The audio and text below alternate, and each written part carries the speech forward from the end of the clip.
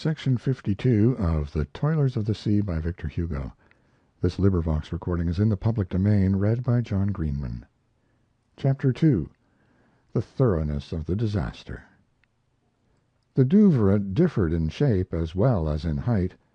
On the Little Douvre, curved and pointed, long veins of comparatively soft brick-colored rock could be seen, branching out from base to summit, enclosing the inner part of the granite in its layers. Along the lines where these reddish layers cropped out there were breaks favorable for climbing. One of these breaks, situated a little above the wreck, had been so enlarged and worked upon by the dashing of the waves that it had become a sort of niche where a statue might have been lodged. The granite of the Little Douvre was rounded on the surface and soft like touchstone, a softness which detracts nothing from its durability. The Little Douvre terminated in a point, like a horn. The Great Douvre, polished, unbroken, smooth, perpendicular, and as though cut from a pattern, was in one piece and seemed made of black ivory. Not a hole, not a break. The cliff was inhospitable. A convict could not have made use of it for flight, nor a bird for her nest. At the summit there was, as on the Man Rock, a platform. Only this platform was inaccessible. One might climb the Little Douvre, but not maintain one's post there. One might sojourn on the Great Douvre, but not climb it. Gilliatt, after his first glance, returned to the boat, unloaded it on the largest of the projections on the level with the water, made of the whole cargo a sort of compact bale, which he tied up in a tarpaulin, fastened to it a sling with its hoisting ring, thrust this bale into a niche in the rock where the water could not reach it, then, from projection to projection, clutching the Little Douvre firmly, using both feet and hands, clinging to the smallest niche, he climbed up to the Durande, shipwrecked in the air. On arriving on a level of the paddle boxes, he sprang upon the deck. The Durande presented all the traces of a frightful deed of violence. It was the terrible rape of the storm. The tempest behaves like a band of pirates.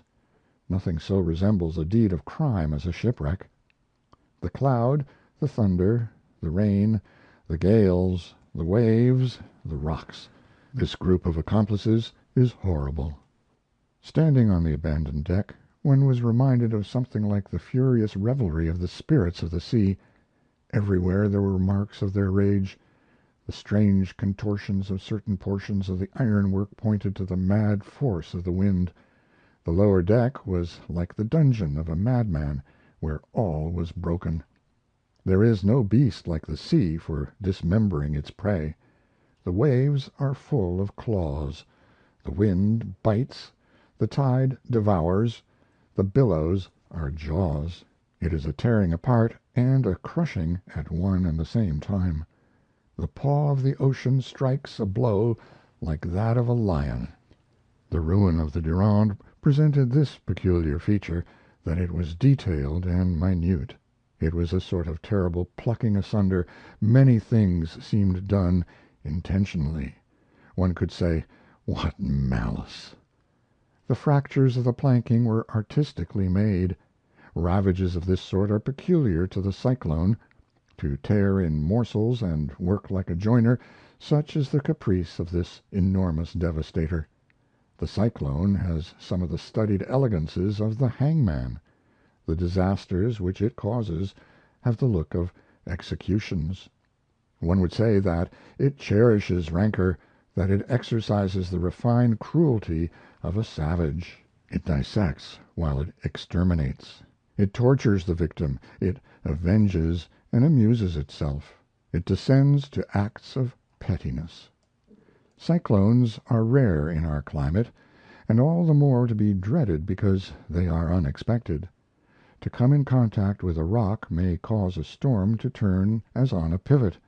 It is probable that the hurricane had made a spiral on the Douvre and had been abruptly converted into a waterspout on striking the reef, which explained the fact that the vessel had been cast to such a height in these rocks. When the cyclone is blowing, a vessel weighs no more in the wind than a stone in a sling. The Durande had received a wound like that of a man who had been cut in two. She was an open trunk, permitting the escape of a mass of fragments similar to entrails.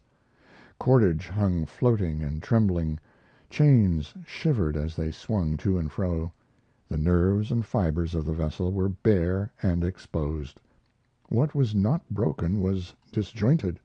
Fragments of the sheathing of the lining were like currycombs, bristling with nails. All wore the shape of ruin. A handspike was no longer anything but a bit of iron, a sounding lead only a lump of lead. A dead eye was only a bit of wood. A halyard was no longer anything but a scrap of hemp. A coil of rope was no longer anything but a tangled skein. A bolt rope was a mere thread in a hem of a sail. Everywhere was the lamentable work of useless demolition, nothing but what was unhooked, unnailed, cracked, wasted, bent, scuttled, annihilated. No adhesion in this hideous heap, everywhere torn, dislocated, ruptured, and a peculiar inconstant and liquid quality which characterizes all confusion, from the confusion of men, which is called battle, to the confusion of the elements, which is called chaos. All was crumbling, all was flowing, and a stream of planks, hatches, ironwork, cables, and beams had stopped at the edge of the great fracture in the hull, whence the least shock would precipitate the whole into the sea. What remained of this powerful frame, formerly so triumphant, the whole of that stern, suspended between the two Douvres, and on the point, perhaps, of falling, was cracked here and there, and allowed the dark interior of the vessel to be seen through large apertures. The foam from below spat upon this miserable object. End of Chapter 2. The Thoroughness of the Disaster.